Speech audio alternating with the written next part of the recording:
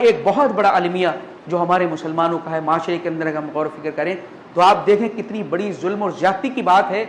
جو طاق راتیں، ان میں جو رات شب قدر ہے، اس رات کی عبادت کی فضیلت 1000 مہینوں کی عبادت سے بہتر شیطان نے ایسا مشغول کیا ہے اس قوم کو کہ ہر طاق رات میں کہیں نہ کہیں کا عرس ہوتا ہے، ہر طاق رات میں کہیں نہ کہیں عورتوں کا جمگٹا ہوتا ہے۔ عورتیں بے پردگی کے ساتھ، بچیاں اور حیا سوز کپڑے پہن کر کے، اور وہ قوالیاں، اور پھر اس پر یہ کہ طبلے، یہ ساری چیزیں سارنگیاں ہوتی ہیں۔ اللہ اکبر، اس قوم کو ہوا کیا ہے؟ اللہ فرما رہا ہے یہ مشرکین مکہ کی عبادتوں کا طریقہ ہے۔ وَمَا كَانَ صَلَاتُهُمْ عِنْدَ الْبَيْتِ إِلَّا مُكَاءً وَتَصْدِيًّا۔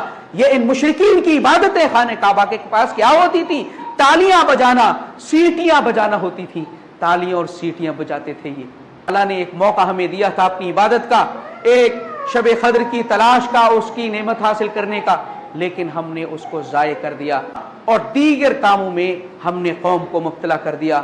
ہم اس قوم کو کہاں لے جانا چاہتے ہیں؟ جہاں اللہ کی نعمت کی ناقدری ہے، وہیں پر کھلا جرت ہے اور بے دردی کے ساتھ اللہ کے دین کا مذاق اڑایا جا رہا ہے۔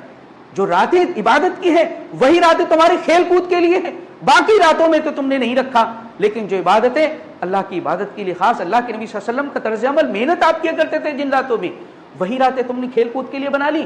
یہ مسلمان کا حال ہے، ایسے ہی جیسے کہ یہ مسلمان ہے جنہیں دیکھ کر شرمائے یہود۔ یقیناً جو یہود مسلمانوں کی سب سے کٹر دشمن ہے، یہ طرز عمل جب دیکھے گی تو وہ قوم بھی اپنے آپ کو کمتر محسوس کرے گی کہ جو قوم جس کو اللہ کے نبی صلی اللہ علیہ وسلم کی مائیت میں اور آپ کی قیادت میں اور آپ کی نبوت سے صحابہ کی جو جماعت جس نے دنیا کی ہر قوم کو زیر کیا، وہ قوم اب کن کاموں پر جا کر کے لگ گئی ہے۔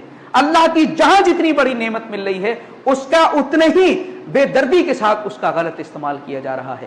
یہ ہمارے مسلمانوں کا حال ہے، ہمیں غور فکر کرنا چاہیے۔ اور آخری جو اشرہ بچا ہے، اپنے آپ کو اتنا محنت اور مشقت کریں کہ اللہ کی مغفرت اور بخشش حاصل کر کے ہی رہیں۔ اللہ رب العزت سے دعا مولا کریم نے عمل کی توفیق عنایت فرما۔